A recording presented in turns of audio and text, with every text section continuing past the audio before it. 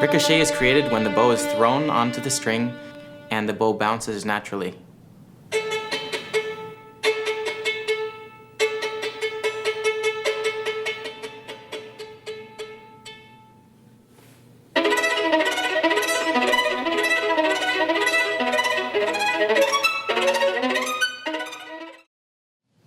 The tache is a separate stroke, often played in rapid succession, and it's very useful because it's in almost every kind of piece and almost the entire repertoire in violin.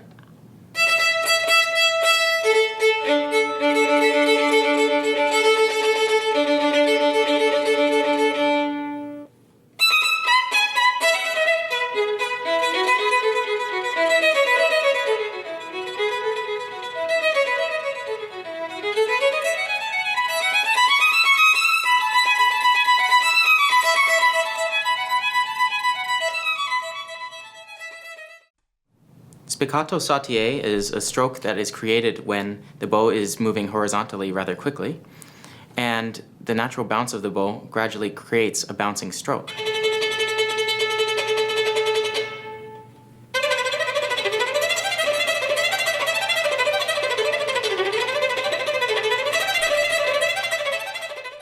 Tremolo is a stroke most often used in orchestral playing.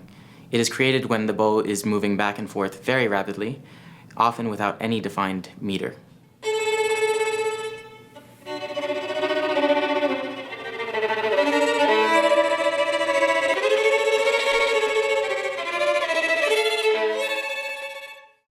Ponticello is a wispy sound created by playing very close to the bridge on the violin.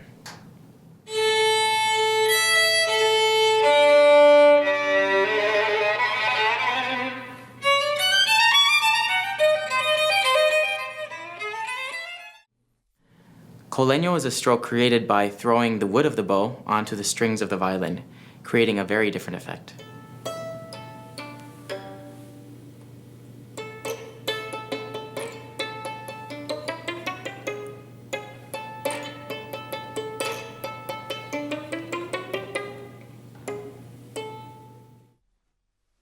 Colle, meaning stuck, is created by a great deal of resistance on the string and then a release.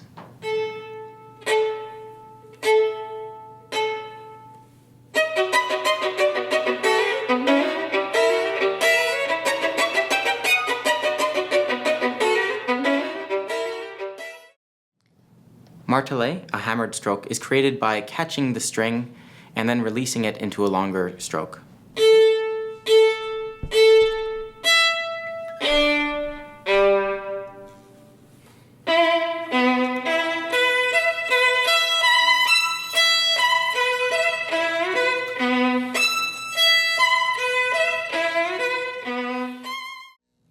Staccato is a stroke that is utilized through regular up bow or down bow usage of rapid martellet strokes, with multiple accents being placed on one bow.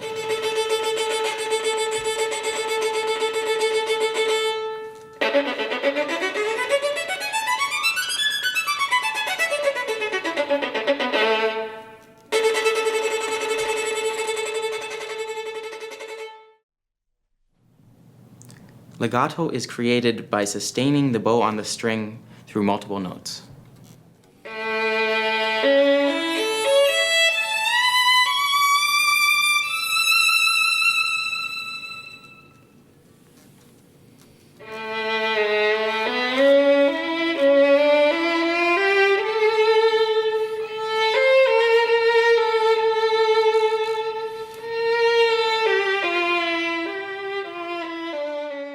So these articulations come from Fiddlerman, who's got quite an extensive series of tutorials on YouTube if you're interested in looking them up. The first technique we're going to cover is glissando and portamento. Here he goes.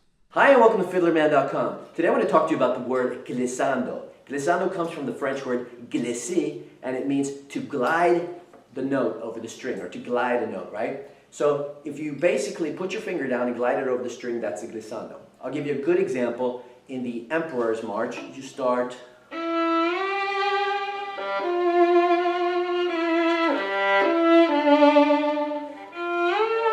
so So those are glissandos. However, this is a portamento. Reason it's a portamento is because you start the glissando, but you don't go all the way down. But you do. That's the glissando also. For example, the beginning of the chardas. Those are portamentos too because you're sliding up to the note. So if you start the glissando and then on a note, that's a portamento. If you start on the glissando and oh, I just said that. Or if you start on a note and then on the glissando, that's also a portamento.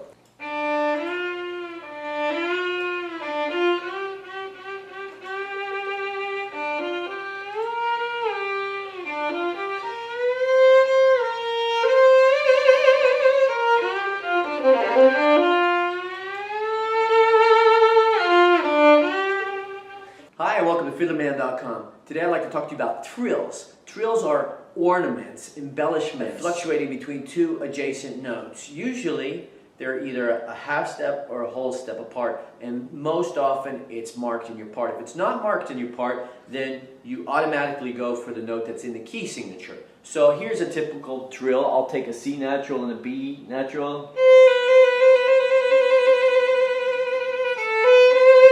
So what I did was I started slow, sped up. Hi and welcome to FiddlerMan.com. Today I'd like to teach you how to play harmonics. Harmonics are effects that resemble bell-like tones or flute sound or whistle sound.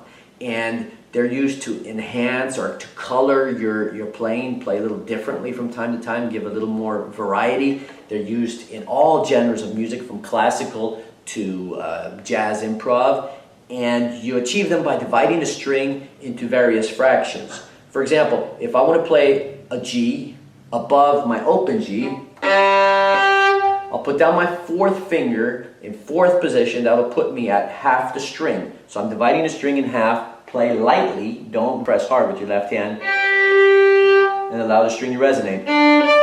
If you notice, I can even lift my finger and it continues to play that octave D or A, E, or whatever. It doesn't matter. So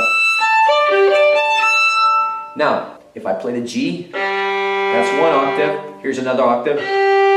Now the second octave is by using the third finger. Same thing on each and every string. If you use your fourth finger, you'll get an octave plus a fifth, and it'll sound like this. So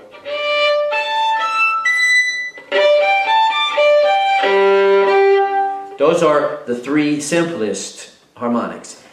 There's another harmonic which you achieve by using a solid finger and a loose finger. So the solid finger gives you the bass, and the loose finger, barely touching the string, will give you the harmonic. And we call these fingered harmonics, and you can use this to play just about any note that you can imagine. Here's an example of fingered harmonics on the G string. The vibrato works on fingered harmonics because both your solid note and your fourth finger are moving at the same time. Hi and welcome to FiddlerMan.com. Today I want to discuss pizzicato. Pizzicato is a term we use to describe when we take the fingers on either hand and we pluck the strings on a violin or stringed instrument. Listen to the sound I get when I pluck the open D string.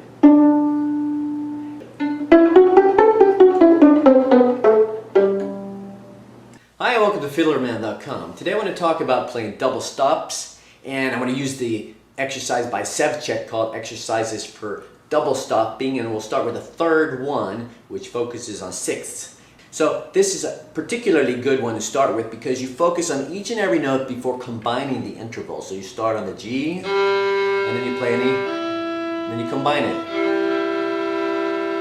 When you combine it, you make sure the notes don't clash.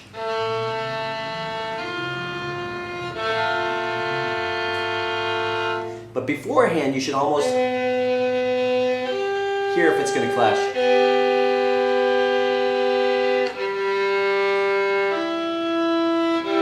Now you should do these really slow.